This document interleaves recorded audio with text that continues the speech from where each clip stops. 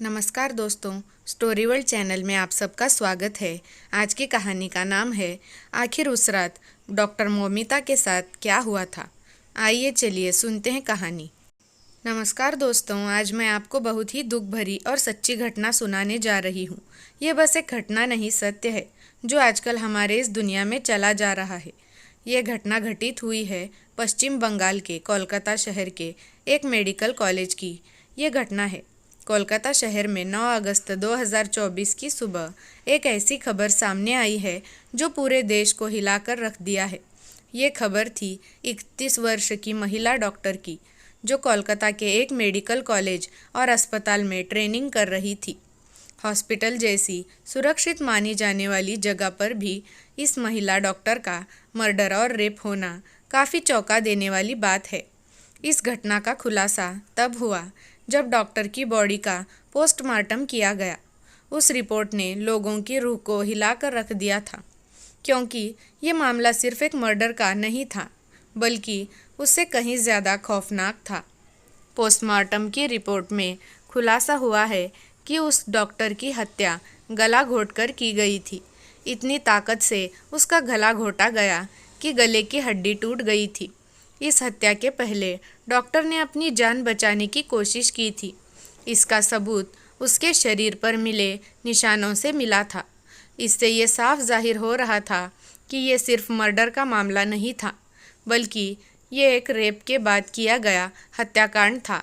अस्पताल के परिसर में इतनी बड़ी घटना हो जाती है और किसी को कानों कान खबर तक नहीं होती। क्या उस रात को कुछ ऐसा हुआ था जिसे जानकर आप गुस्से से बौखला जाओगे? क्या वहाँ कोई और नहीं था, और अगर था तो आखिर कौन था? इन्हीं सवालों के जवाब खोजते हुए आज हम इस वीडियो के थ्रू आपको बताएंगे कि आखिर उस रात को क्या हुआ था।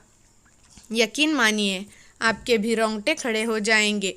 वो लेडी डॉक्टर एक जूनियर डॉक्टर थी, जो कि कोलकाता के आरजी कर मेडिकल कॉलेज एंड हॉस्पिटल से अपने डॉक्टर की ट्रेनिंग कर रही थी।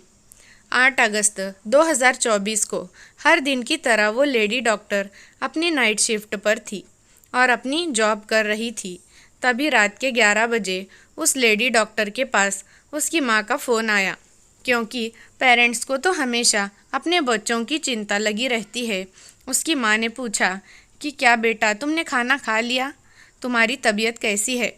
तो सवालों के जवाब वो लेडी डॉक्टर अपनी माँ को खुशी खुशी दे रही थी कि उनकी तबीयत एकदम ठीक है और बस अभी कुछ पेशेंट्स को देखने जा रही है। उसके बाद अपने दोस्तों के साथ बैठकर खाना खाऊंगी। यही सब बातें करते हुए वो लेडी डॉक्टर राउंड पर निकल गई। सभी पेशेंट को देखती हुई घूमकर वापस आ गई।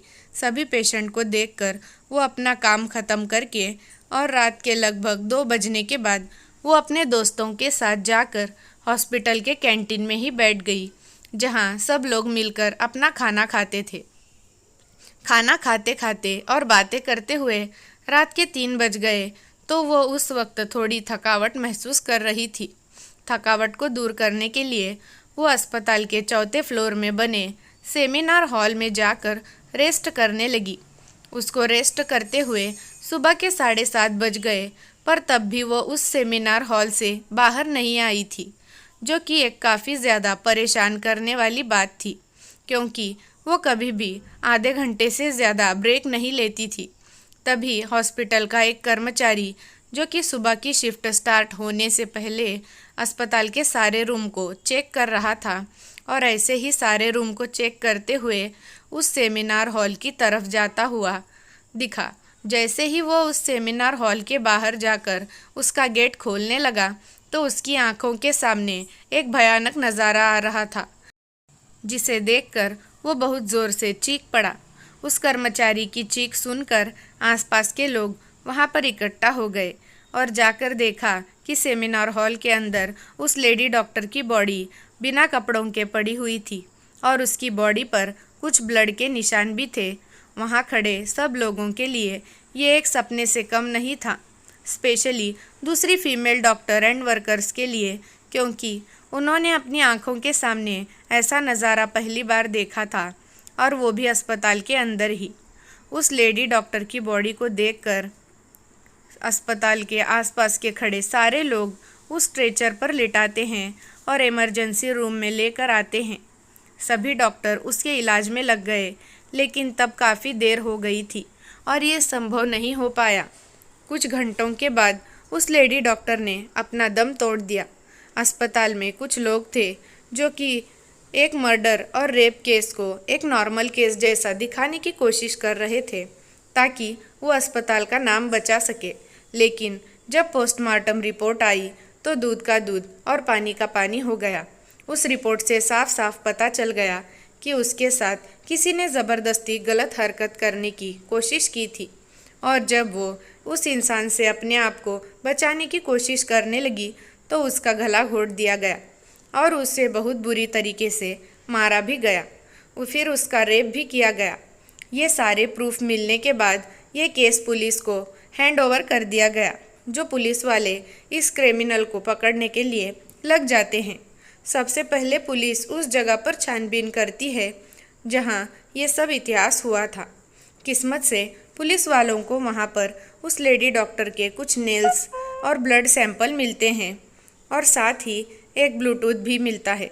अगर उस फ्लोर पर सीसीटीवी कैमरे होते तो इस केस को सॉल्व करने में आसानी होती, लेकिन बदकिस्मती से उसे सेमिनार रूम के अंदर या उसके आसपास कोई सीसीटीवी कैमरा नहीं था। लेकिन जिस रास्ते से उस फ्लोर पर एंटर किया जाता था वहाँ पर कुछ सीसीटीवी कैमरे थे। पुलिस वालों ने उन सीसीटीवी कैमरे में सुबह के 3 से 8 बजे के बीच की रिकॉर्डिंग चेक करते ही इतने टाइम के बीच कितने लोग उस फ्लोर पर आए और गए थे, उनसे सीसीटीवी फुटेज को चेक करने के बाद ये पता चल गया कि टोटल 6 लोग इस फ्लोर पर आए थे। ये पता लगने के बाद पुलिस वाले एक एक करके उन 6 लोगों को पूछताछ करके बुलाती है कि वो और लोग इस समय कहाँ क्या कर रहे थे। उन लोगों से पूछताछ करने के दौरान पुलिस वाले उनके फ़ोन का ब्लूटूथ भी ऑन करके चेक करने लगे कि जो ब्लूटूथ हैंडसेट उन्हें मिला था वो उनमें से किसका था, क्योंकि आपको पता होगा ही कि एक बार अगर आप किसी ब्लूटूथ डिवाइस से अपना फ़ोन कनेक्ट करते हो तो अगली बार उससे ईज़िली कनेक्ट हो जाता है। और फाइनली पुलिस वालों को यही ट्रिक काम भी आ गई, क्योंकि ये ब्लूटूथ नेक बैंड उन लोगों में से एक आदमी के फ़ोन से कनेक्ट हो गया था जिसका नाम था संजय रॉय, जो कि एक सिविल वॉलंटरी के अंदर काम करता था और छोटे मोटे कामों को मैनेज करने में उनकी हेल्प करता था। जैसे कि आपने भीड़भाड़ वाले इलाकों में देखा ही होगा कि कुछ लोग ऐसे पुलिस की ड्रेस पहनकर खड़े रहते हैं जिनका काम होता है कि विदाउट एनी रीज़न कहीं पर भी ज़्यादा भीड़ जमा ना हो। तो अभी पुलिस वालों को अपना पहला कातिल मिल चुका था, जिसके बाद वो संजय रॉय से और गुस्से से पेश आने लगे थे। लेकिन संजय रॉय पुलिस वालों को किसी भी बात का जवाब नहीं दे रहा था, क्योंकि वो काफ़ी ज़्यादा नशे की हालत में था। इसी बीच पुलिस वाले संजय का फ़ोन भी चेक करते हैं, जिसमें उन्हें भर भर के गंदे वीडियो मिल गए, जिससे उनका शक यकीन में बदल गया था कि संजय ही उस लेडी डॉक्टर के मर्डर का मेन हीरो है।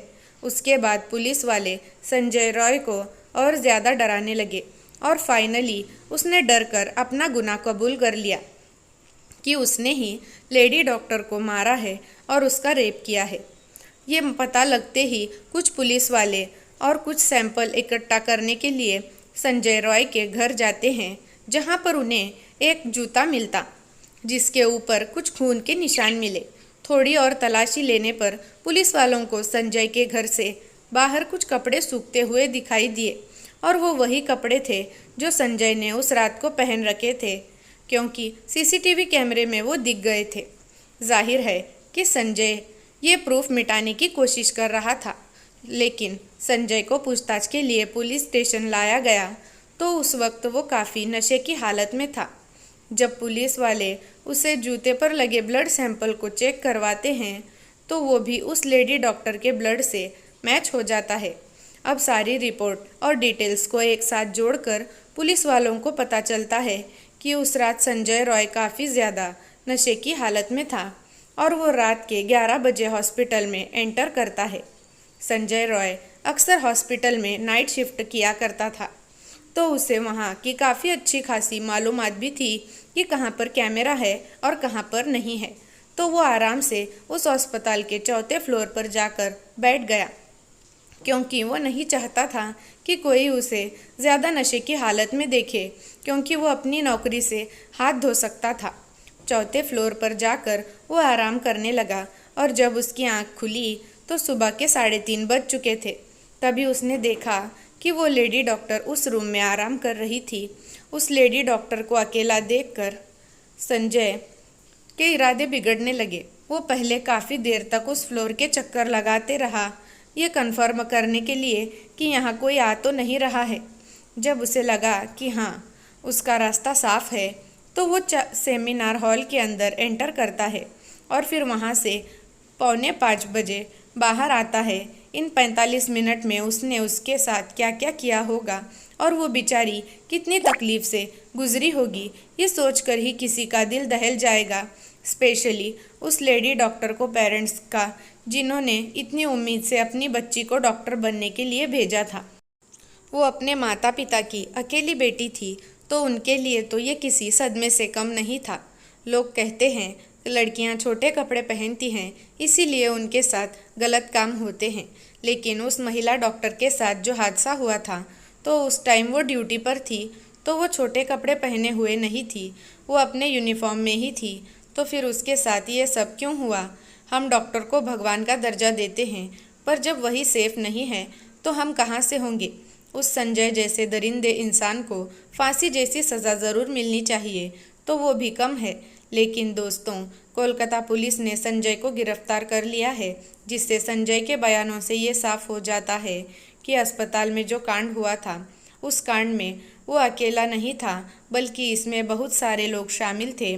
दरअसल संजय ने ये खुलासा कर दिया है कि इस केस में लगभग प्रिंसिपल समेत 7 लोग शामिल हैं। ये पूरी तरह से प्लान मर्डर था। अभी प्रिंसिपल समेत 7 लोगों को बचाना नामुमकिन है। ये घटना एक पूरी साजिश के साथ रची गई थी।